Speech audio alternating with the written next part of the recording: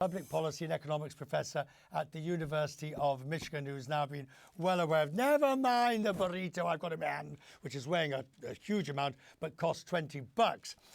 What this is really all about is what we think is what prices should be doing vis-a-vis what we are all earning. And that's when it all goes wrong. Richard, I'm just going to insist that you start by calling me CNN's leading burrito economist. And as soon as we get that going, we can get into this. Look, the truth is the burrito is just a metaphor here. The metaphors for the cost of living. The reality is burritos don't cost $20. The typical price of a burrito in the United States is $13.67.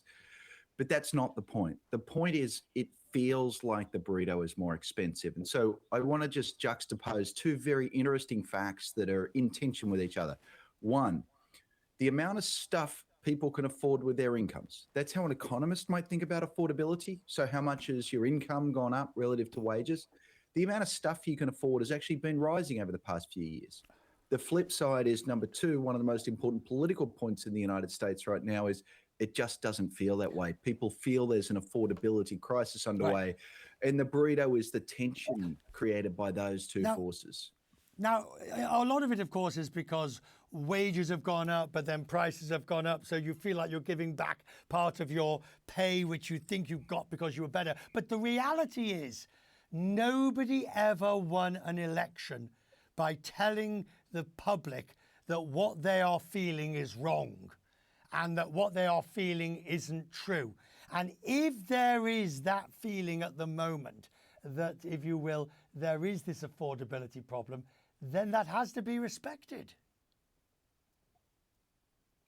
Absolutely. So there's actually sort of two levels of this. So one we actually saw play out under President Biden. It's that prices were rising, but the truth is most of the time when prices rise, wages catch up. We don't think of it that way because when I get my annual pay rise, I think it's because I did a really good job. And then the prices rise and I think to myself, oh, someone stole it from me. That's terrible.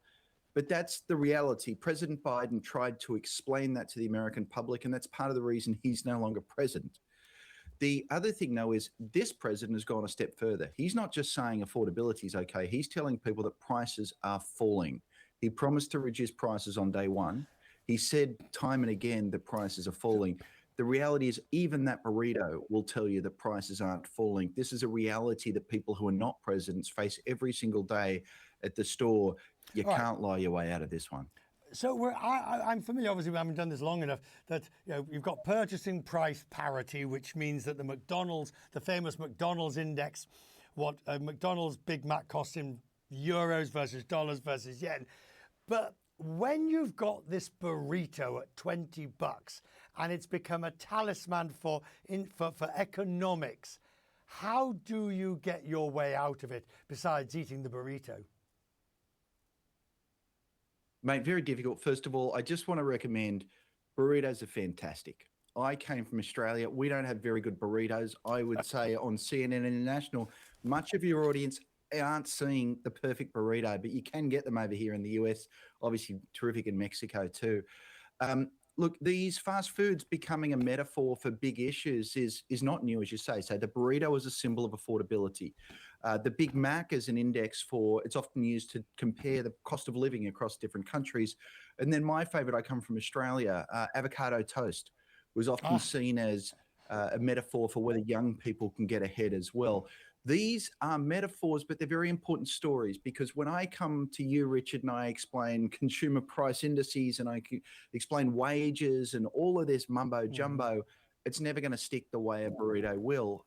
Look, the president has promised he's going to bring burrito prices down. That would be a terrible thing. It's very expensive from an economic perspective to bring prices back down. The best way to do that is through a recession, and crikey, I don't want a recession right now.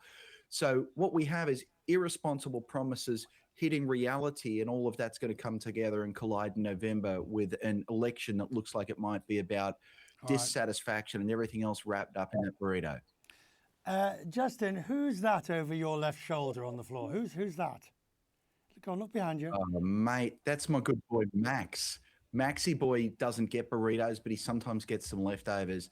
He's about 180,000 years old, and but he loves listening to economics, so I always let him come into the office when we're doing this. I've just promoted you. You're no longer senior burrito. You're chief burrito correspondent. Justin Wolfers joining us from University.